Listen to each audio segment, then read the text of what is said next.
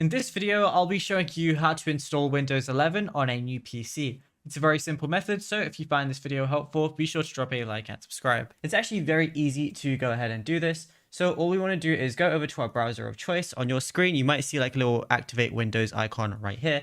But all you want to do is go over to your browser of choice and then just type in Windows 11 download like so, and then all you want to do is click on it, and then you're going to see the Microsoft web page where it says download Windows 11. So you want to open that up. It's going to show the download, it's going to show the current release and everything, and then all you want to do, it says before you begin using the installation assistant, this is what it's going to show you. So you must have a license. So if you haven't bought one, go ahead and buy one. It says your PC must have Windows 10 or higher installed to run the assistant. And if you don't want to run the assistant, you can also create a Windows 11 installation media. It says if you want to do a clean install on a new or used PC, use this option to download the media creation tool to make a bootable USB or DVD. So make sure you at least have a USB for this, and then you can basically use the installation media on your USB.